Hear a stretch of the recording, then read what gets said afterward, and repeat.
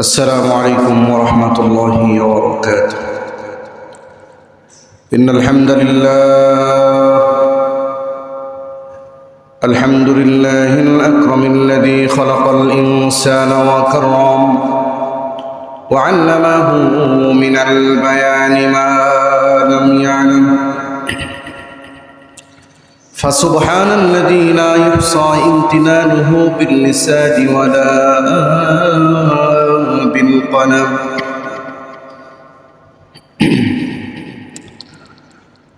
ونشهد أن لا إله إلا الله وحده لا شريك له، ونشهد أن سيدنا وسندنا وحبيبنا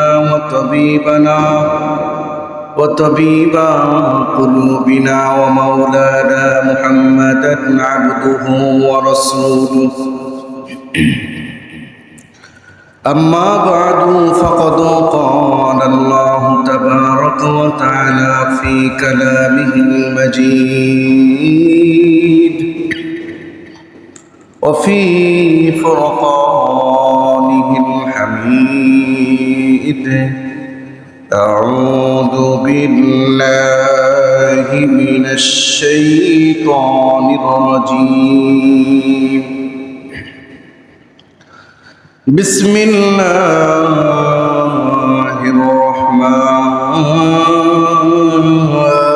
الرحيم.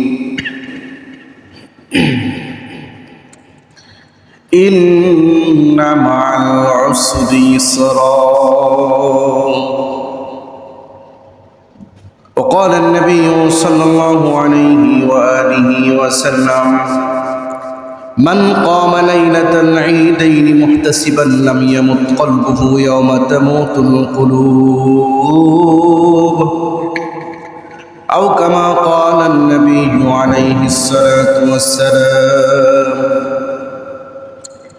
وقال تبارك وتعالى في شان حبيبه آمرا ومخبرا: إن الله وملائكته يصلون على النبي يا أيها الذين آمنوا صلوا عليه وسلموا تسليما. اللهم صل على محمد وعلى آل محمد كما صليت على إبراهيم وعلى آل إبراهيم إنك حميد مجيد.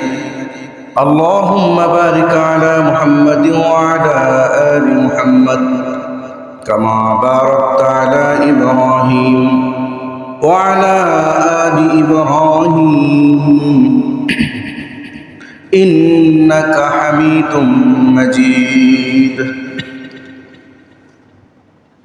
জনম জনম যদি গাহি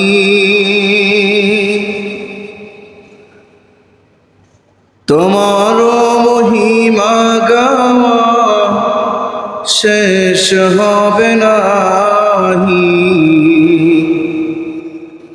জনম জনম যদি গাহি তোমার মহিমা গাওয়া শেষ হবে নাহি। ওরে ও ভরে না তবু, ভরে ও ভরে না তবু সাহারায় প্রাণ। তুমি রহমান, তুমি মেহেরবান। বালাগাল উলা বি কামালিহি কাশাফাদ দুজা বি জামালিহি হাসুনাত জামিউ খিসালিহি সাল্লু আলাইহি ওয়া আলিহি। সাদাকাল্লাহু মাওলানাল আযীম ওয়া সাদাকা রাসূলুহুন নাবিয়্যুল কারীম ওয়া নাহনু আলা যালিকা লামিনাশ শাহিদিন ওয়াশ শাকিরিন والحمد لله رب العالمين। الحمد لله। মুআজ্জাজ হাজিরিন, আল্লাহ তাবারক ওয়া তাআলার শান দরবারে কালিমাতুশ শুকর আদায় করছি যে আল্লাহ সুবহানাহু ওয়া তাআলা আজকে পবিত্র মাহে রমজানুল মুবারকের শেষ দিন এবং শেষ দিনটা আল্লাহ পাক আমাদেরকে জুমার মাধ্যমে দান করেছেন। জুমাতুল বিদাতে মাহে রমজানের শেষ জুমা এবং শেষ দিন আল্লাহ সুবহানাহু ওয়া তাআলা আমাদেরকে শেষ রমজানুল মুবারক পর্যন্ত সুস্থতার সাথে তার হুকুম পালন করে এ পর্যন্ত নিয়ে আসার তৌফিক দিয়েছেন, সুস্থ রেখেছেন, ভালো রেখেছেন। এই জন্য সেই মহান মালিকের দরবারে কালিমাতুশ শুকর সবাই হৃদয়ের অন্তরস্থল থেকে আল্লাহ পাককে রাজি খুশি করার জন্যে আওয়াজটা উঁচু করে জোরে বলি আলহামদুলিল্লাহ। লক্ষ লক্ষ দরুদ এবং সালাম বর্ষিত হোক সরকার দু জাহান শফিউল মুসলিমিন সৈয়দুল আম্বিয়া ওয়াল মুরসালিন খাতামুন নবিয়্যিন রাহমাতুল লিল আলামিন জনাবে মুহাম্মদুর রাসূলুল্লাহ সাল্লাল্লাহু আলাইহি ওয়া আলিহি ওয়াসাল্লামের। সম্মানিত ভাইরা, মাহে রমজান আমাদেরকে আল্লাহ পাক দিয়েছিলেন, মাহে রমজান চলে যাচ্ছে এবং আজকে শেষ দিন। এই রমজানুল মুবারক আমাদেরকে কি শিক্ষা দিল এবং বাকি 11টি মাস আমাদেরকে কিভাবে চলতে হবে। আর যেহেতু আগামীকাল ঈদুল ফিতর এবং ঈদ উদযাপন কেমন করে মুসলমানদের জন্য হবে, এই আনুষঙ্গিক বিষয় নিয়ে আজকে আমরা সংক্ষেপে আলোচনা করার চেষ্টা করবো। ওমা তৌফিক ইল্লা বিল্লাহ। প্রথমে আসুন, রমজানুল মুবারক আল্লাহ পাক আমাদেরকে দিয়েছিলেন অত্যন্ত তাৎপর্যপূর্ণ একটা মাস, মহামান্বিত একটা মাস, যে মাসে আল্লাহ পাক কালামুল্লাহকে নাজিল করেছেন। আল্লাহ পাক বলেন,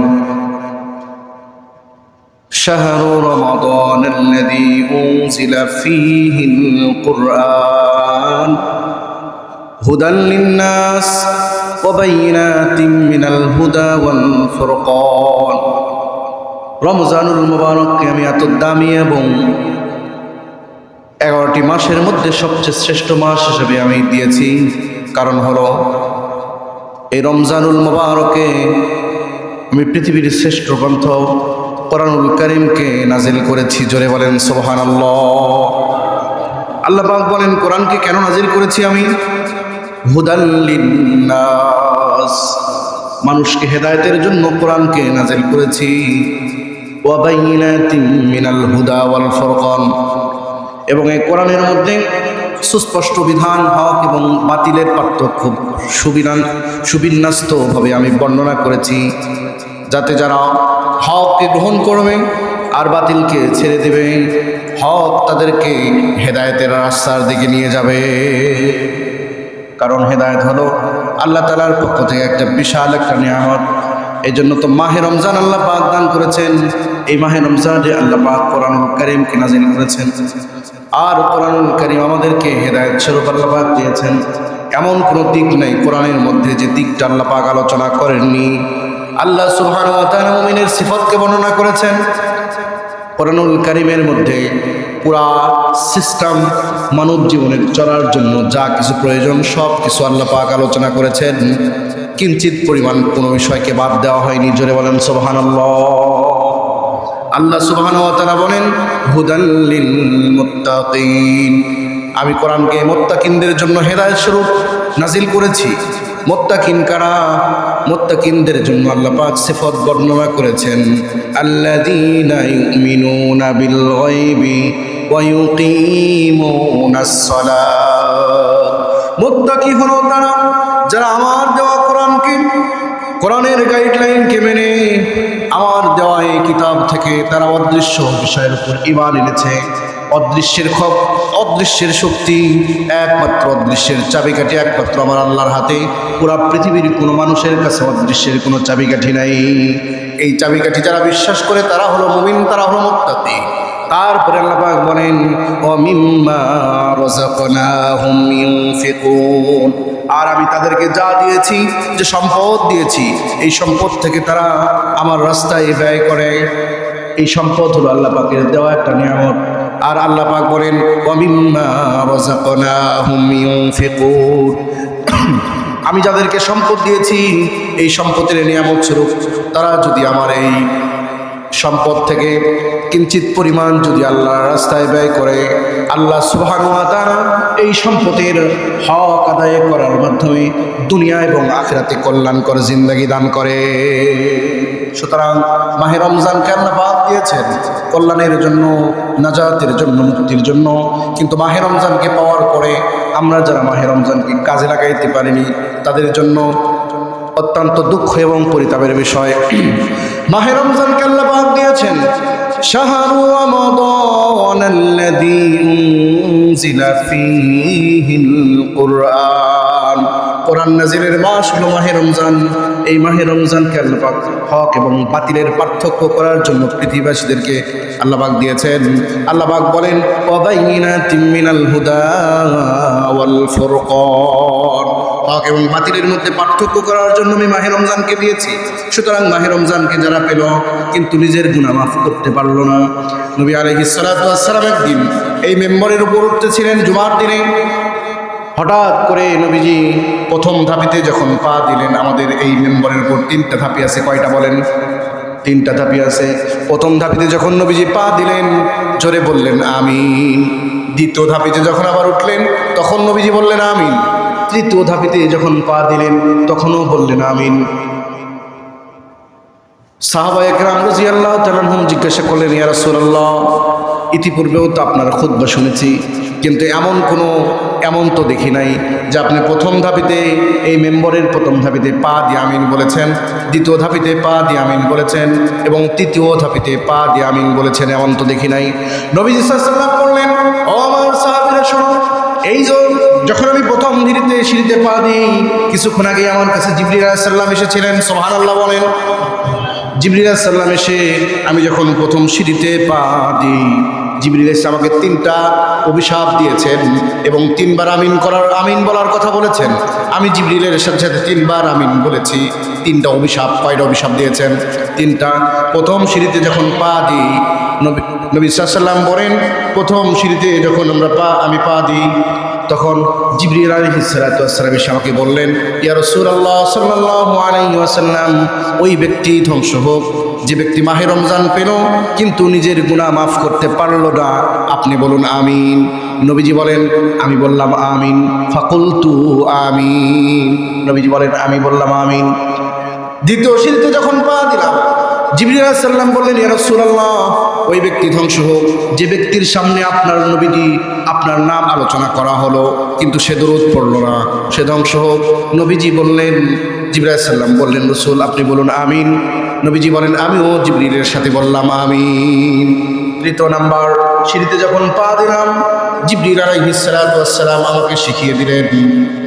জিবরিল আলাইহিস সালাম আমাকে বললেন যে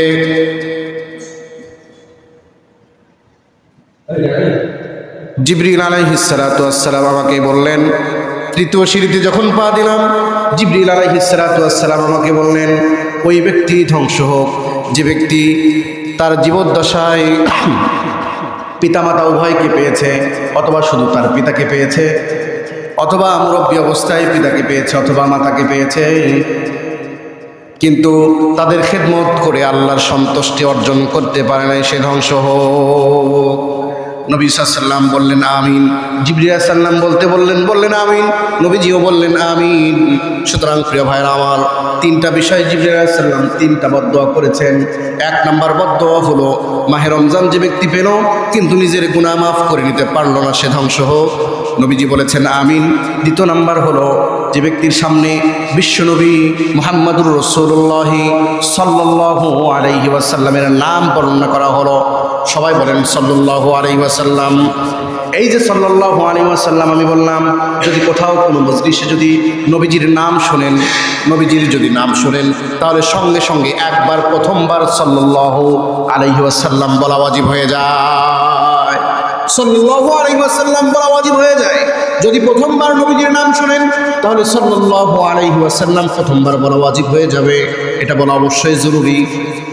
তৃতীয় নাম্বার বদদোয়া করেছেন, যদি জীবদ্দশায় কোনো ব্যক্তি তার পিতামাতাকে পেল মুরব্বী অবস্থায় অথবা তার জীবদ্দশায় পিতামাতাকে পেল, দুইজনকে বা দুইজনের যে কোনো একজনকে পেল, কিন্তু তাদের খেদমত করে তাদের সন্তুষ্টি অর্জন করে আল্লাহর দরবারে সে হাজির হতে পারল না, গুনাহ মাফ করে নিতে পারল না। জিবরাইল সাল্লাম বলেন সে ধ্বংস হোক। নবীজি বললেন আমিন। তিনটা বদদোয়া করেছেন। প্রথম নম্বর বদদোয়া হলো মাহে রমজানের মতন এত মহাবান্বিত এত গুরুত্বপূর্ণ মাস পাওয়ার পরেও যদি সে নিজের গুনাহকে মাফ করে না নিতে পারলো, সে ধ্বংস হয়ে যাক। নবীজি বলেছেন আমিন। প্রিয় ভাইয়ের আমার, নবীজির আমিন বলা সাধারণ মানুষের আমিনের মতন নয়। নবীজি সাল্লাল্লাহু যদি কোনো বিষয়কে সাপোর্ট করেন, আসমানের মালিক আল্লাহ তাআলার পক্ষ থেকে সেই বিষয়টা বাস্তবায়িত হয়ে যায়। এই জন্য মাহে রমজানকে আল্লাহ পাক দিয়েছিলেন গুনাহ মাফের জন্য। আর মাত্র কিছু সময় বাকি আছে, আমরা দোয়া করছি আল্লাহ পাক আমাদের সবাইকে চিরদিনের জন্য মাফ করে দিন। জোরে বলেন আল্লাহুম্মা আমিন। আরো জোরে বলেন আমিন। এবং আল্লাহ পাক আমাদেরকে জাহান্নাম থেকে মুক্তি রেখে জান্নাতবাসী করে দিন। সবাই বলুন আমিন। মাহে রমজানকে আল্লাহ পাক দিয়েছেন গুনাহ মাফের জন্য, পুত পবিত্র হওয়ার জন্য। এত গুরুত্বপূর্ণ মাস, যে মাসের মধ্যে একটা নফল ইবাদত করলে, যদি আপনি একটা নফল ইবাদত করেন রমজানের বাহিরে, মানে একটা ফরজ ইবাদত করার সওয়াব পেয়ে যাবেন আপনি। সুবহানাল্লাহ বলেন। আর রমজানে যদি একটা ফরজ ইবাদত করেন, একটা ফরজ মানে 1 রাকাত ফরজ পড়েন, তাহলে রমজানের বাহিরে 70 রাকাত ফরজ পড়লে যে ইবাদত যে সওয়াব পাওয়া যায়, সেই সওয়াবটা আল্লাহ পাক আপনার আমলনামায় দিয়ে দিবেন। সুবহানাল্লাহ। এটা হলো মাহে রমজান। সুতরাং মাহে রমজানের যে শিক্ষা, ইবাদতের শিক্ষা প্রথম শিক্ষা দিয়েছে মাহে রমজানের, তাকওয়ার শিক্ষা, আল্লাহর ভয় এবং ইবাদতের মধ্যে যে একটা স্বাদ, সেই স্বাদের শিক্ষা মাহে রমজান আমাদেরকে দিলেন। গুনাহ মাফের মাস, গুনাহ থেকে কেমন করে বেঁচে থাকা যায়, এটা মাহে রমজানের প্রথম শিক্ষা। যদি এই শিক্ষা আমরা গ্রহণ করতে পারি, বাকি 11টি মাস আমাদের জন্য অত্যন্ত সহজ এবং সাবলীলভাবে আমরা বাকি 11টি মাস মানে অতিবাহিত করতে পারব। বুঝছেন? যদি আমরা নিজের মন গড়া মতন চলতে চাই, তাহলে বিপদ আমাদেরকে ধেয়ে আসবে।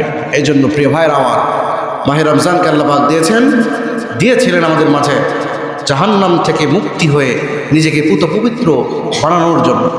কিন্তু আপনি এবং আমি যদি নিজের সাথে একটু প্রশ্ন করে দেখি যে মাহে রমজান আমাদেরকে কতটুকু মানে আত্মশুদ্ধি দান করেছে, তখন আমরা নিজেই নিজের প্রশ্নের উত্তর দিতে পারব। এজন্য যদি ভুল হয়ে যায়, ভুল শুধরানোর বিষয় কি? আল্লাহর কাছে আত্মসমর্পণ করা, তওবা করা। তাছাড়া তো আমরা ভুল শুধরাতে পারবো না। ভুল তো আমাদের হবেই, কিন্তু মাফ করে দিবেন কি? আল্লাহ। এই জন্য আল্লাহর কাছে মাফ চাইতে হবে। সুতরাং মাহে রমজান আমাদের কাছ থেকে বিদায় নিল, সামনে আসবে ঈদ। আজকের আলোচনায় আমি রেখেছি যে মাহে রমজানের শিক্ষা এবং ঈদুল ফিতর উদযাপনের, মুসলমানদের যে ঈদুল ফিতর উদযাপন কেমন করে করবে, এ বিষয় সম্পর্কে সংক্ষিপ্ত আলোচনা ইনশাআল্লাহ। মাহে রমজানের শিক্ষাই হলো এটা, তাকওয়া এবং সবর। সবরের শিক্ষা মাহে রমজান দিয়েছেন। আল্লাহর হাবিব সাল্লাল্লাহু আলাইহি ওয়াসাল্লাম বলেন, আস-সাবরু সাওয়াবুল জান্নাহ, মান সাবারা ফাদাখালাল জান্নাহ।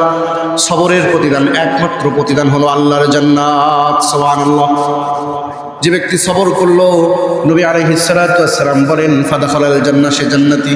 সবর হলো মুমিনের জন্য মানে এমন একটা নিয়ামত, যে নিয়ামতের বিনিময়ে আল্লাহ পাক জান্নাত দান করেন।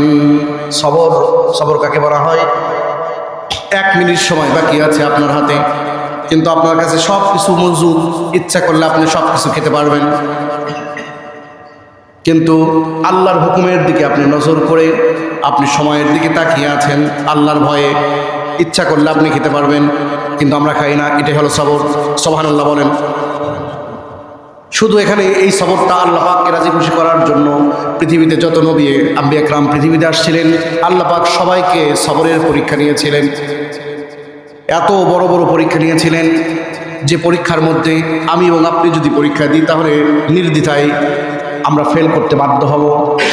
হযরত আইয়ুব আলাইহিস সালাতু ওয়াস সালাম ছিলেন একটা জলিলুল কদর পয়গম্বর। আল্লাহ পাক একটা তাকে সবর নিয়েছিলেন। পায়ের তালু থেকে নিয়ে মাথার চুল পর্যন্ত এমন কোনো জায়গা নেই যেটা পচে যায়নি, গলে যায়নি, একবারে দুর্গন্ধ বের হয়েছে। কিন্তু আইয়ুব আলাইহিস সালাতু ওয়াস সালাম কিঞ্চিত পরিমাণ সবর থেকে নেমে আসেননি, সরে যাননি।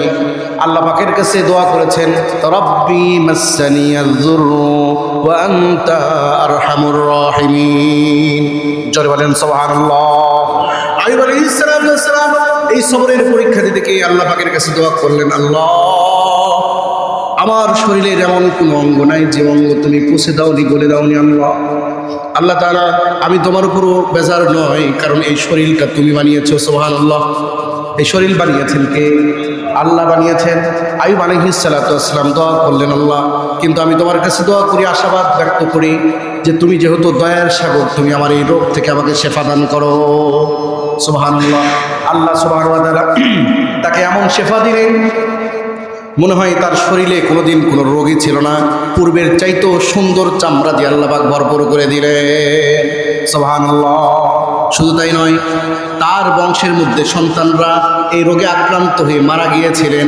ওই যে বললাম, সবরের প্রতিদান হলো আল্লাহ পাক নিজে হাতে দিয়ে থাকেন, আল্লাহ পাক জান্নাত দিয়ে থাকেন। এই সবর করেছিলেন আইয়ুব আলাইহিস সালাম। তার পরিবারের সন্তান সহ যারা মৃত্যুবরণ করেছিলেন তাদের সবাইকে আল্লাহ পাক আবার জাগিয়ে দিলেন। সুবহানাল্লাহ। সবর করেছিলেন, পরিবারের যারা মৃত্যু মরে গিয়েছিলেন তাদেরকে আল্লাহ পাক আবার জাগ্রত করলেন, জীবন দান করলেন। সবর করেছিলেন আইয়ুব আলাইহিস সালাম। সুতরাং রমজান হলো সবরের মাস, মুআসাতের মাস। সবর এমন একটা বিষয় যে আপনি রোজাদার অবস্থায় যখন বাহিরে বের হয়েছেন, আপনার শরীরের এমনিই তো ক্ষুধার জ্বালা এবং শক্তি কম থাকার কারণে যখন কোনো ভিক্ষুক, কোনো মানুষ আপনার কাছে কিছু চায়, নিমিষের মধ্যে আপনার মেজাজটা গরম হয়ে যাওয়ার কথা, গরম হয়। যেহেতু আপনার শরীরে কোনো খাবার নাই এবং আপনি ক্লান্ত, বাহিরে গেছেন, বাজারে গেছেন, কোনো ভিক্ষুক এসে আপনাকেই টার্গেট করলো, আপনার কাছে এসে হাত পাতিয়ে দিল, আপনি রাগ করে তাকে তাড়িয়ে দিলেন, সবরের ব্যাঘাত ঘটালেন আপনি। পক্ষান্তরে যদি আপনি শান্ত হয়ে, একটু সামান্য কিঞ্চিত পরিমাণ শান্ত হয়ে, পকেট থেকে যদি আপনার যতটুকু সাধ্যের মধ্যে থাকে, 1 টাকা 2 টাকা যেটা সাধ্যের মধ্যে থাকে, আপনি তার হাতে দিয়ে যদি বলেন যে ঠিক আছে বাবা চান, আপনি সবরের পক্ষে থাকলেন, সবরকে ইখতিয়ার করলেন।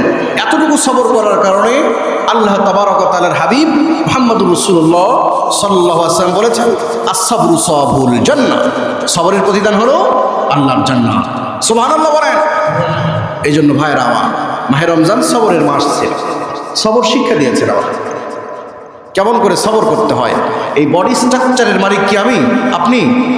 আমরা যারা এখানে উপস্থিত আছি, এই আপনার যে বডি স্ট্রাকচার, পায়ে, মাথার থেকে নিয়ে পায়ের তালু পর্যন্ত, আমরা মানে বাহ্যিকভাবে যেগুলো বডি দেখি, যেগুলো অঙ্গ দেখি, ভিতরে তো আরও অনেকগুলো সব আছে, আল্লাহ পাক সেট করে রেখেছেন।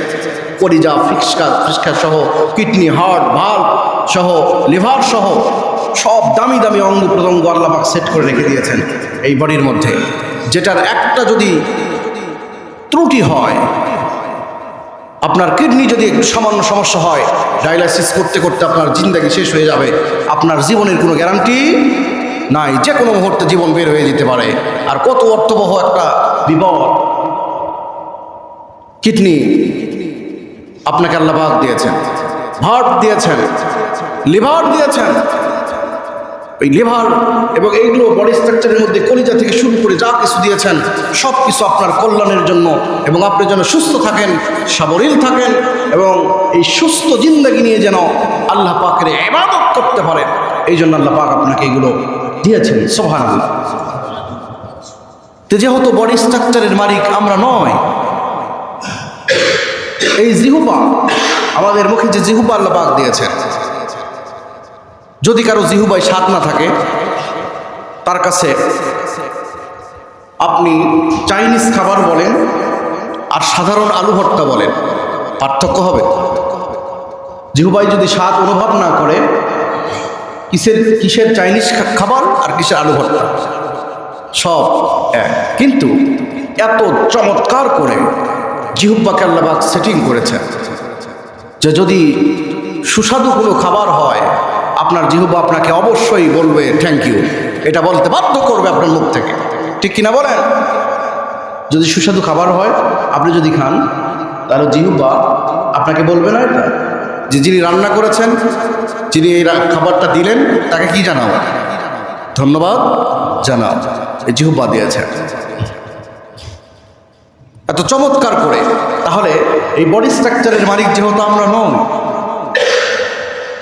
আল্লাহ তাবারক ওয়া তাআলা অ্যান্টিবডির জন্য, রোগ প্রতিরোধ ক্ষমতা বৃদ্ধির জন্য সিয়ামকে ফরজ করে দিয়েছেন। জোরে বলেন সুবহানাল্লাহ, আরো জোরে বলেন সুবহানাল্লাহ। অ্যান্টিবডি আপনার শরীরের রোগ প্রতিরোধের জন্য সরকার বিভিন্ন ভ্যাকসিন দিয়ে থাকে, বা বিভিন্ন ধরনের ওষুধ, সুস্বাদু খাবার এবং ফরমালিন মুক্ত খাবার খাওয়ার চেষ্টা করা হয় অ্যান্টিবডির জন্য। বিভিন্ন দামি দামি এবং বিভিন্ন ব্যায়াম থাকে, এক্সারসাইজ করতে হয়, তাহলে আপনার অ্যান্টিবডি তৈরি হয়। কিন্তু অটোমেটিকলি যারা রোজাদার, যারা সিএম সাধনা করছেন, তাদের মধ্যে অ্যান্টিবডি তৈরি হয়েছে। সুবহানাল্লাহ বলেন। কোনো ওষুধ খাওয়ার দরকার হয়নি। যেগুলো সমস্যা, সেগুলো আল্লাহ পাক এই না খেয়ে থাকার মাধ্যমে আপনার মধ্যে থেকে সেটাকে বের করে দিয়েছেন, আপনাকে সুস্থ রেখেছেন, ভালো রেখেছেন। আপনি বাকি 11টি মাস নির্দ্বিধায় সুস্থ থাকবেন যদি আপনি আল্লাহর হুকুম পালন করেন। আর যদি এরই মধ্যেই সমস্যা হয়, যেহেতু ওই বডির মালিক কে নয়, আমি নয়, যে কোনো সমস্যা হতেই পারে, এই জন্য আল্লাহ পাক দিয়েছেন সবর।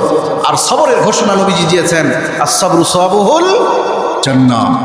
রমজানুল মোবারকের পর বাকি 11টি মাস যদি বডি স্ট্রাকচারের যে কোনো অঙ্গ যদি আপনার নষ্ট হয়ে যায়, আপনি যদি মৃত্যুর দ্বার প্রান্তে পৌঁছে যান, তখন আপনি আল্লাহ পাককে অসন্তুষ্ট করা, বেজার করা আর তার উপর নারাজ হয়ে কোনো কথা বলা, এটা যেন না করেন। এই জন্য আল্লাহ পাক আপনাকে সবর দিয়েছেন।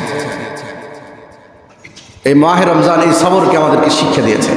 কারণ আমরা যে বডি নিয়ে আমরা চলি দুনিয়াতে, কোনো অঙ্গের মালিকই আমরা নই। কোন অঙ্গের মালিক আপনি? ভাইরা, আপনারা আমার কথা কি বুঝেন? এই হাতের মালিক কি আপনি? এই হাতের মালিক কি আপনি? এই সূরা আসরের এই ব্যাখ্যায় আমাদের হুজুর এই কথা বলতেন যে আচ্ছা, এই হাতের মালিককে, তো আমরা বললাম যে আল্লাহ। মানে অমনোযোগী ছিলেন, আমরা অমনোযোগী ছিলাম ক্লাসে। তো হুজুর বললেন, এই শোনো, এই হাতের মালিক কি? আমরা বললাম যে আল্লাহ। বলছে কান কে বানিয়েছে? বলছে আল্লাহ। তো এখন বলেন যে আল্লাহর দেওয়া হাত দিয়ে আল্লাহর দেওয়া কান ধরো। এখন আল্লাহর দেওয়া হাত দিয়ে আল্লাহর দেওয়া কান, বলেন দেখেন। মানে একটা যুক্তিসঙ্গত কথা উদাহরণস্বরূপ উনি, মানে উনি অপমান করতে চাচ্ছিলেন ছাত্র ওস্তাদ ছাত্রদের মধ্যে যে সম্পর্ক, সেটা থাকবে। আমি বোঝাতে চাচ্ছি এটা, যে আমাদের যে অঙ্গ প্রত্যঙ্গ, এগুলোর মালিক আল্লাহ পাক আমাদের কিছু সময়ের জন্য বানিয়ে দিয়েছেন, কিন্তু প্রকৃতপক্ষে আমরা মালিক নই। প্রকৃতপক্ষে আমরা মালিক নই। যদি আমরা মালিক হতাম, তাহলে আমি প্রশ্ন করলে আবার উত্তর দিবেন, সরাসরি উত্তর দিবেন। যে প্যারালাইসিসের রুগীকে দেখেছেন, আমি উদাহরণ দিয়ে থাকি এই উদাহরণটা। প্যারালাইসিসের রুগীকে দেখেছেন? প্যারালাইসিসের রুগীকে জিজ্ঞাসা করলে বা দেখলে বোঝা যায় যে হাতের মালিক আমি নই। প্যারালাইসিসের রোগীর দিক তাকালেই বোঝা যায় যে পায়ের মালিক আমরা নই। কারণ যদি হাতের মালিক আমি এবং আপনি হতাম, তাহলে ওই প্যারালাইসিসের কারণে কি এত বড় সমস্যা হলো যে হাত আর উপরে ওঠে না, হাত নিয়ন্ত্রণ নাই, হাত কথা শোনে না, পার নিয়ন্ত্রণে আপনার চলে না। তাহলে বোঝা গেল আপনি হাতের মালিক নন, পায়ের মালিকও নন, অঙ্গ প্রত্যঙ্গের মালিকও নয়। চোখের মধ্যে যদি সরিষার দানা কি 250 গ্রামের ওজনের হয়? এত ছোট যে এটার মধ্যে যদি আপনি 20 টুকরো করেন একটা সরিষার দানা, সেই 20 টুকরোর একটা সামান্য কিঞ্চিত পরিমাণ অংশ যদি আপনার এই চোখে পড়ে, আপনার কাছে কি মনে হবে? মনে পাহাড় পড়েছে, ঠিক কিনা বলেন? এটা না উঠানো পর্যন্ত আপনি দেখতে পারবেন? দেখার শক্তি নাই। আল্লাহ পাক দেখার সুযোগ করে দিয়েছেন, এই জন্য আমরা চোখ দিয়ে দেখতে পাই, নচেত দেখার কোনো শক্তি নাই। কান তাই, চোখ তাই, নাক তাই, জিহ্বা তাই, দাঁত তাই। জিহ্বাকে আল্লাহ পাক মুমিনের মতন সৃষ্টি করেছেন, সুবহানাল্লাহ বলেন।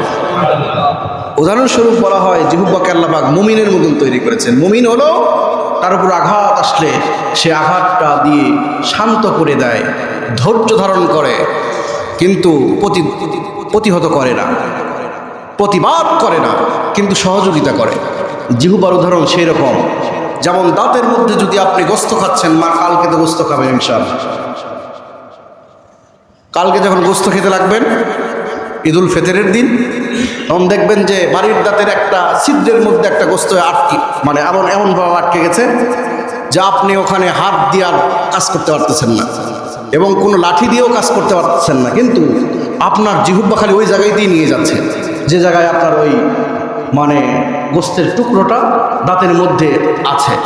আপনার এই গোস্তের টুকরাকে উদ্ধার করার জন্য, দাঁতকে হেফাজত করার জন্য এই জিহ্বাটা বারবার ওই জায়গায় নিয়ে যেয়ে শেষ পর্যন্ত আপনাকে বের করতে যেমন করা লাগে, জিহ্বা আপনাকে বের করতে মারবে, বের করতে বাধ্য করবে, ওই জায়গাতেই নিয়ে যাবে, বারবার বলবে যে না এখান থেকে বের হয়নি। মুমিন হলো এটা। কিন্তু প্রিয় ভাইরা আমার, দুঃখ এবং আশ্চর্যের বিষয় হলো এটা, যখন আপনি এই গোস্ত খেতে খেতে হঠাৎ করে একটু উল্টাপাল্টা করে কামড়াবেন, দাঁত জিহ্বাকে ছাড়বে না, একবার কেটে দিবে, আপনি রক্তাক্ত হয়ে যাবেন। এটা হলো সে অন্যায় করে, জুলুম করে, মাতাব্বরি দেখায়। কিন্তু আল্লাহ পাক এমন সিস্টেম সৃষ্টি করেছেন, জন্মের পর থেকে জিহ্বা থাকে, মৃত্যু পর্যন্ত জিহ্বা মুখের মধ্যে থেকেই যায়। কিন্তু অহংকার করেছিল দাঁত, সে থাকতে পারে না, শেষ হয়ে যায়, পড়ে যায়। এই জন্য আল্লাহ সুবহানাহু ওয়া তাআলা সব কিছুই আপনার এবং আমার বডি স্ট্রাকচারে তৈরি করেছেন, এটা একটা আমানত দিয়েছেন। সুতরাং এই আমানতকে রক্ষা করার জন্য মাহে রমজান দিয়েছেন, সুবহানাল্লাহ বলেন। এই জন্য অ্যান্টিবডির ব্যবস্থা করেছেন, রমজানকে দিয়েছেন যে শরীরের জন্য একটা হক থাকে। পুরো 11টি মাস আপনি ইচ্ছাকৃতভাবে মন মতন খেয়েছেন, আমি মন মতন খেয়েছি, আর একটা মাস আল্লাহ পাকের আত্মশুদ্ধির জন্য। শুধু আত্মশুদ্ধি কি? আত্মশুদ্ধি মনের চাহিদার বিপরীত কাজ করা। আত্মশুদ্ধি হলো রমজানুল মুবারকে আপনি শুধু না খেয়ে থেকেছেন এমন নয়, রমজানুল মুবারকে আপনার প্রবৃত্তির চাহিদাকে দমন করেছেন, হালালভাবে হোক আর হারামভাবে হোক। হালালভাবে মানে বিবি আপনার জন্য হালাল, এনি টাইম তার কাছে আপনি যেতে পারবেন, কিন্তু আল্লাহর ভয়ে আপনি সেটাকে কন্ট্রোল করেছেন, আত্মশুদ্ধি দেখিয়েছেন। আল্লাহ পাক এর বিনিময়ে আল্লাহ পাক নিজে হাতে আপনাকে জান্নাত দান করবেন, সুবহানাল্লাহ বলেন। পক্ষান্তরে সিয়াম সাধনা করেছেন কিন্তু আত্মশুদ্ধি করেননি। আত্মশুদ্ধি মানে কি? আত্মাকে শুদ্ধি করা। শুদ্ধি করা মানে আপনি নিজেকে কন্ট্রোল করতে পারেননি, ধোকার মধ্যে ছিলেন। আমি নিজেকে কন্ট্রোল করতে পারিনি, মিথ্যা বলেছি এবং মানুষকে ঠকানোর জন্য চেষ্টা করেছি, তাহলে আত্মশুদ্ধি আমি করতে পারিনি। এই জন্য মাহে রমজান আত্মশুদ্ধি শিক্ষা দিয়েছে, সবর শিক্ষা দিয়েছে। এখন আসেন 2 মিনিটের মধ্যে বলেই শেষ করে দেবেন ইনশাআল্লাহ। আল্লাহ পাক মাহে রমজানকে শেষ আমাদের জন্য আজকে শেষ, আগামীকালে ঈদুল ফিতর হবে। নবী আলাইহিস সালাতু ওয়াস সালাম বলেন, লিসাইমে ফারহাতানে, ফারহাতুন ইনদা ফিতরিহি ওয়া ফারহাতুন ইনদা লিকাই রাব্বি। রোজাদারের জন্য 2টা খুশির সময়। জোরে বলেন সুবহানাল্লাহ। রোজাদারের জন্য 2টা খুশির সময়। 1 নাম্বার খুশির সময় হলো নবীজি বলেন, লিসাইমে ফারহাতান, ফারহাতুন ইনদা ফিতরিহি, ঈদের দিনের খুশি। সুবহানাল্লাহ বলেন। কারণ সারা মাস পুরা 30টা দিন যারা রোজা করেছেন, সিয়াম সাধনা করেছেন, তার চাইতে ঈদের নামাজ পড়ে আনন্দ বেশি পাবেন এমন কোনো লোক পৃথিবীতে নাই। যিনি রোজা করেন, যিনি একটা দিনের জন্য রোজা করেননি, উনি শুধু মুসল্লিদের সাথে পাঞ্জাবি পরে আর টুপি পরে আতর জামা আতর টাতর লাগিয়ে মুসল্লি সেজে ঈদগাহে যাবেন, কিন্তু ভিতরে কোনো আনন্দ নাই। সবচেয়ে বেশি আনন্দের বিষয় হলো ওই ব্যক্তির জন্য যিনি 30টা দিন আল্লাহ পাকের হুকুম পালন করেছেন। নবীজি বলেন, লিসাইমে ফারহাতানে, ফারহাতুন ইনদা ফিতরিহি। 2টা খুশির সংবাদ রোজাদারের জন্য। একটা হলো ঈদের দিনের খুশি, সে অন্যরকম একটা ফিলিংসের মধ্যে রয়েছেন যে আগামীকাল ঈদ হবে, কত আনন্দ কত মজা হবে। 1 নম্বর খুশি ঈদের দিন। 2 নম্বর খুশি ওয়া ইনদা লিকাই রাব্বি, যখন এই রোজাদার আল্লাহ পাকের সাথে সরাসরি সাক্ষাৎ করবে। সুবহানাল্লাহ। 2টা খুশির সময় রোজাদারের জন্য। একটা হলো ঈদের দিনের খুশি, বা মুহাদ্দিস ইকরাম বলেন ইফতারের খুশি। ইফতারের সময় আনন্দ, ঈদের দিন। ফিতর মানেই ইফতার, ফিতর মানেই কি? ইফতার। এই জন্য ইফতারের সময় মানে আমরা রোজা রেখে যখন ইফতার করি তখনও খুশি লাগে রোজাদারের জন্য, বা ঈদের দিনও খুশি লাগে। দ্বিতীয় নাম্বার খুশি হলো, যেটা মহা খুশি, যে আল্লাহ পাক সরাসরি রোজাদারদের সাথে সাক্ষাৎ করবেন, সুবহানাল্লাহ।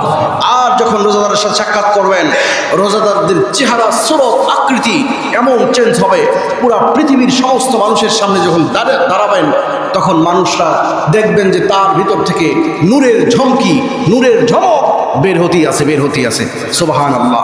এবং জীবনে কোনোদিন যতদিন পর্যন্ত মানে কিয়ামতের এই কঠিন মুসিবতের সময় থেকে নিয়ে জান্নাত পর্যন্ত কোনোদিন তার ভিতর থেকে আর নূর বের হবে না, সুবহানাল্লাহ।